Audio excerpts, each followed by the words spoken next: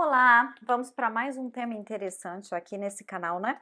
Toda semana, gente, tem vídeo legal aqui no meu canal, porque eu tenho preocupada em trazer alguns temas que te ajudem a desenvolver a sua carreira profissional. Pensando num tripé que eu sempre trabalho, que é o seu self, trabalhando o seu self, analisando as suas referências e fazendo com que isso desenvolva. Pensando em como você divulga o seu trabalho, que é o segundo, né?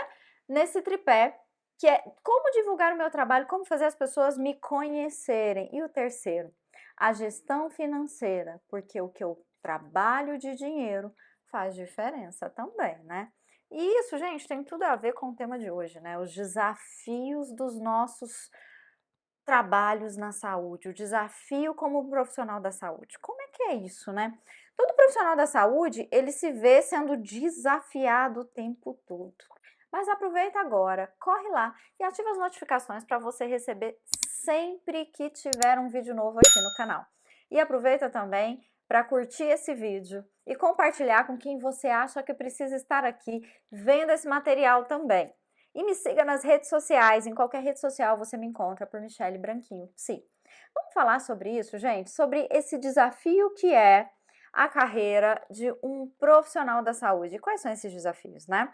Nós somos vistos como heróis, e essa é a verdade. Inclusive, no marketing, nós temos os 12 arquétipos que definem a personalidade para você definir o seu público. E quem já trabalhou com marketing ou quem já fez aí, né, esse processo, sabe que a gente define ali um perfil, né, para o nosso trabalho. E é muito comum as empresas de marketing colocarem, por exemplo, médicos, enfermeiros, psicólogos, odontólogos e vários outros profissionais da área da saúde no arquétipo do herói.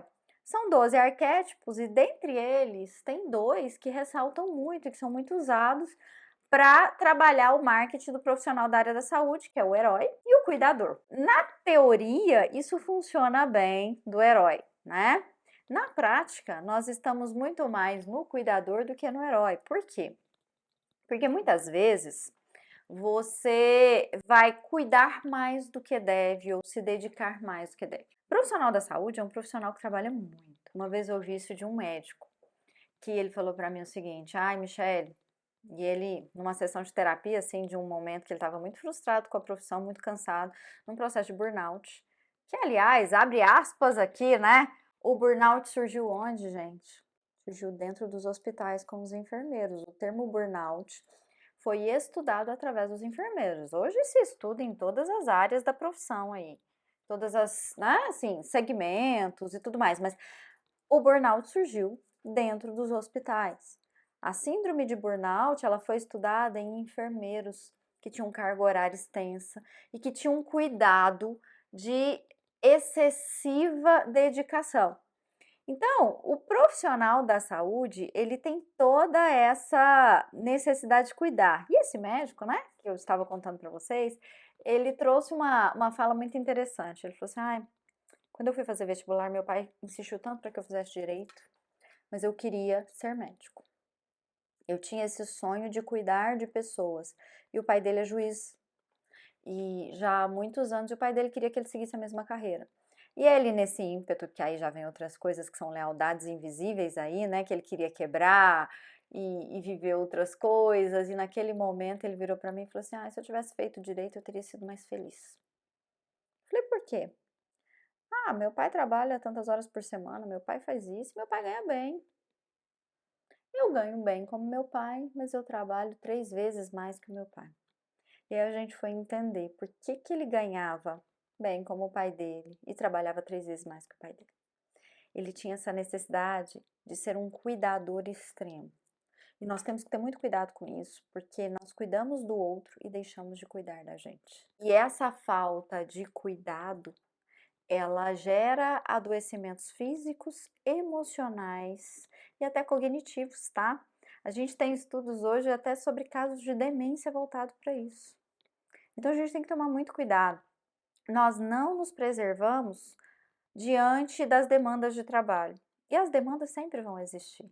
Nós saímos agora de um contexto de pandemia que trouxe uma demanda altíssima de trabalho, que fez com que a gente se dedicasse mais ainda. Não sei vocês, mas a pandemia foi um período que eu trabalhei muito. Eu tive muita demanda de trabalho. E ainda mais com a demanda do atendimento online, né, sendo disponibilizada para gente com mais facilidade, com uma abertura maior das pessoas para entender o que significa o processo terapêutico. Eu trabalhei muito, eu imagino que muitos de vocês também. Mas eu ouvi também de muita gente, eu trabalhei muito e não ganhei dinheiro como deveria. Eu trabalhei muito e me adoeci. E aí? Né?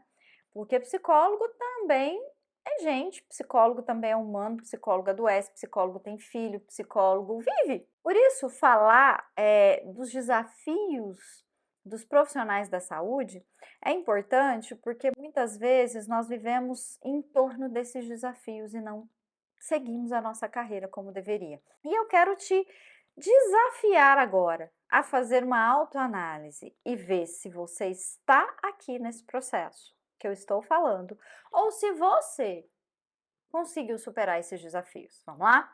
Para a gente começar, eu quero que você pare aí por um instante. Acalma o que você está fazendo agora e se faz uma pergunta assim, de 0 a 10. O quanto eu me sinto feliz com a minha profissão? Eu anoto? E agora faz uma segunda pergunta.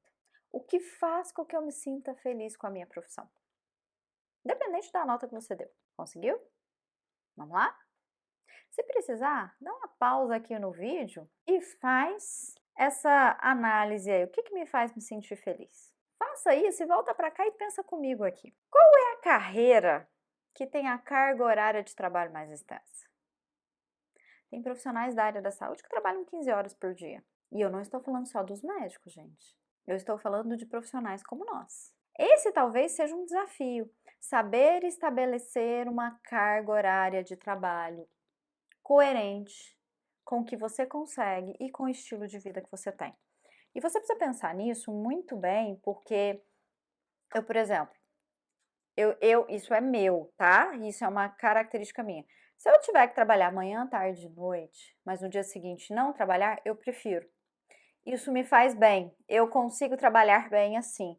Já tem gente que precisa trabalhar meio período todos os dias. Vou trabalhar 6 horas por dia, vou trabalhar 8 horas por dia, que é melhor. Vou trabalhar 5 horas, 3, não sei. Qual é a carga horária que você consegue realizar um trabalho de qualidade para o seu paciente e que traga satisfação e saúde para você? Esse é um desafio muito grande. Sabe por que tem esse desafio? Porque nós temos dificuldade de dizer não. Nós ouvimos as histórias das pessoas e nós acabamos não nos entregando como deveríamos. Ou nós acabamos fazendo mais do que nós poderíamos fazer, né? Entenda o seguinte, gente, se você trabalha 15 horas por dia, em algum momento a qualidade do seu trabalho pode falhar, porque ninguém consegue isso. Essa máquina aqui, ó, ela tem limite, gente. E aí nós temos muitos casos aí de burnout, nós temos casos de outras doenças aí, ansiedade, depressão. Muita gente frustrada com a profissão, porque é um excesso, né? É uma carga horária excessiva e isso traz muito prejuízo. Segunda coisa são as mudanças tecnológicas. Você lida bem com as mudanças tecnológicas? Tem muito profissional aí com dificuldade, por exemplo, de fazer atendimento online, porque ele acha que isso perde no setting terapêutico, porque ele acha que isso vai trazer prejuízos para o paciente, que ele não vai fazer um bom trabalho. Isso é mudança de pensamento, gente. Eu trabalho com uma técnica que se chama EMDR. É uma técnica que ela é voltada para trabalhar traumas e memórias do passado, trabalhar estresse pós-traumático, tem tudo isso, né? E aí, nós na pandemia começamos a falar, e agora? Porque a gente tem aparelhos que trabalham bilateralização cerebral, tem todo um aparato nisso para poder trabalhar o que a neurociência traz. Como é que nós vamos trabalhar? Gente, nós achamos meios de trabalhar isso e deu super certo. E pelo contrário, nós conseguimos difundir a técnica do MDR para mais pessoas usando online. Se você não se adapta à tecnologia, você vai ficar perdido no tempo. E outra coisa, né, gente? Vamos estudar. Dentro da nossa própria profissão, eu contei aqui para vocês sobre o MDR. É uma técnica que tem aparelhos que trabalham a bilateralização cerebral. E são alguns aparelhos diferentes. Se vocês quiserem conhecer, depois vai lá no meu Instagram, que eu vou deixar algumas fotos e vídeos por lá para vocês conhecerem um pouquinho o que é o MDR. Para vocês saberem um pouquinho o que é isso. Vou deixar lá nos destaques, mas exige tecnologia, exige estudos. Tem outras técnicas por aí que fazem isso, gente. Por exemplo, nós temos neurofeedback, nós temos várias outras coisas. Se adaptar à tecnologia e as mudanças tecnológicas fazem toda a diferença para a qualidade do seu atendimento e para a melhoria da qualidade de vida do seu paciente. Não preocupe com isso. Será que você tem essa desenvoltura? Se não, comece a ir atrás disso, tá? Terceira coisa, pressão financeira. Tem muita gente com carga horária extensa por uma questão financeira. E tem muita gente insatisfeita porque trabalha por causa do dinheiro, porque precisa do dinheiro. Você precisa trabalhar a sua gestão financeira da melhor forma. Por quê? Porque você está trabalhando, está ganhando dinheiro para sobreviver. E muita gente, às vezes, não administra bem o seu dinheiro, não sabe como fazer isso funcionar. E aí essa pressão financeira está te afetando o tempo todo e você não tem condições de reduzir sua carga horária, de melhorar o seu processo de trabalho ou até mesmo de estudar para desenvolver mais a sua carreira, porque você está correndo atrás de dinheiro. Aprender a precificar sua consulta é importante. Aprender a separar a dor do paciente do valor da sessão. Eu atendo profissionais, gente, eu lido com profissionais que colocam o valor da sessão abaixo do que seria, porque o paciente traz ali aquela demanda que é muito difícil, que é muito pesada para o paciente. E realmente é, realmente é. Pouco tempo mesmo, um profissional me falou que ele ia atender um paciente por o valor de R$ 60. Eu falei, por quê? O paciente te pediu? Porque o paciente tinha condição financeira de pagar. E foi uma indicação minha. E aí, o que aconteceu? Eu indiquei, o profissional colocou o valor de R$ 60 e o paciente sabia que eu cobrava mais. Cobrava bem mais que isso. Na verdade, eu cobrava já quase 6 vezes o que o paciente, que ele estava cobrando, né? E aí ele veio até mim e falou, Michelle, esse profissional é bom mesmo? Fui lá, né? Fui ver o que estava acontecendo. Nossa, mas ele perdeu a esposa e a filha num acidente, é muito pesado. Falei, o que tem o peso do trauma com relação ao valor da sessão? Entende? Muita gente faz isso. Você precisa aprender a gerir financeiramente a sua carreira. Isso é um desafio para profissionais da área da saúde. Esse desafio precisa ser vencido. Outro ponto importante para você entender é esse equilíbrio entre vida pessoal e profissional. Você coloca limite? Ou você atende o paciente no telefone a hora que ele desejar, no momento que ele quiser falar com você? Ou você está disponível demais? Qual é o seu contrato terapêutico com esse paciente? Isso é muito importante, sabia? Inclusive, é uma coisa que eu tenho feito e falado com os meus pacientes, está lá no meu contrato terapêutico. Como eu dou assistência fora do consultório? Você precisa ter esse equilíbrio. E outra coisa, você precisa aprender que você tem que descansar. Se você não descansa, você não está bem para produzir o seu trabalho. Pouco tempo, um profissional falou para mim, na verdade é uma fonoaudióloga, ai, Michelle, eu acho que eu tenho TDAH. Eu falei, mas você trabalha a vida toda com TDAH, por que você tem TDAH agora, neste momento, já aí com quase 20 anos de carreira? Será que você não está trabalhando demais? Será que você não está se dedicando demais ao trabalho e de menos a você? Resultado, com um mês ela já estava sem TDAH de novo, né? Ou seja, existiu um TDAH ali? Não. É porque, na verdade, a profissional já estava cansada e com esgotamento mental, né, gente? Porque isso acontece. Muitos profissionais estão esgotados por aí, fazendo e com dificuldade de dizer não. E na questão do não, eu entro agora no próximo ponto que eu quero falar. Profissional da saúde não sabe dizer não. A gente se apega a uma crença. O meu código de ética diz que eu não posso negar atendimento. O seu código de ética, seja ele na medicina, seja ele na psicologia, na fonoaudiologia, na fisioterapia ou em qualquer área da saúde, até na enfermagem, tá? Se tem algum enfermeiro me vendo, se atenta para isso, viu? Porque até na enfermagem, o nosso código de ética diz que nós não podemos negar atendimento em casos de urgência. Atendimentos eletivos, você pode negar sim. Você pode não ter o horário para oferecer para aquele paciente e tá tudo bem. Você pode ajudá-lo a encontrar outro profissional. Mas aí entra em outra coisa, né? Tem gente que não encaminha paciente porque tem dificuldade de dizer não para as pessoas. Tome cuidado com isso. Saiba o que você consegue fazer e o que você não consegue fazer. Então aprenda a dizer não. O não que você não diz para o outro volta para você. Sempre que você diz sim para o outro, você nega algo para você. Então, toda vez que você tiver dificuldade de dizer não, pensa nisso. O que eu estou negando para mim para fazer isso para o outro? É tempo com seu filho. É o seu descanso. É o seu casamento. E o que mais? Né? A gente precisa aprender a dizer não. Outro ponto importante da gente pensar, gente, é a questão dos casos clínicos, né? A complexidade. Muitas vezes nós achamos os casos muito complexos e realmente são. Tem casos que são muito complexos e esses casos, eles trazem pessoas também difíceis e pessoas ali desafiadoras, né? Que nos levam a desafiar o nosso próprio trabalho de uma forma muito forte. Então, nós precisamos entender que nós precisamos ter habilidade de comunicação para lidar com as pessoas difíceis e com as pessoas desafiadoras, porque elas vão vir o tempo todo. E, gente, nós estamos com pessoas que estão passando por problemas. Pessoas que estão passando por problemas, elas são desafiadoras. Nem elas estão conseguindo olhar para os próprios problemas da forma correta. A gente precisa lidar com isso. A gente precisa estar pronto para olhar para isso. Então, é desafiador sim. Faça isso funcionar para você. É desafiador. Aprenda a ter uma comunicação eficaz. Casos complexos. Nunca esteja sozinho.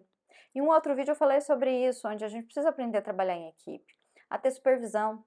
Supervisão de casos clínicos é muito importante, a estudar, a ter tempo, na minha gestão de consultório, ter um tempo para estudo. Porque o seu consultório é um negócio. Todo negócio requer da gente rotina, não é?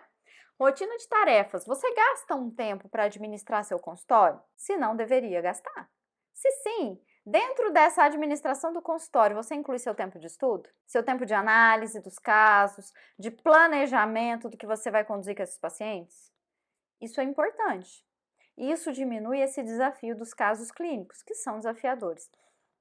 E, gente, quanto mais você ganha, mais desafiadores se tornam os casos, né? Então, a gente precisa entender que nós temos que estudar cada vez mais. E para fechar essa nossa lista aqui, eu queria que você pensasse o seguinte: como é que está a sua sobrecarga de informação? Você tem muita informação? O profissional da saúde, ele tem uma tendência a estudar muito, né? Olha aqui a minha estante de livros. Vocês conseguem ver aí minha estante? Nem dá para ver ela toda. Ela tá para cima um pouco e ela nem cabe todos os livros que eu tenho, gente.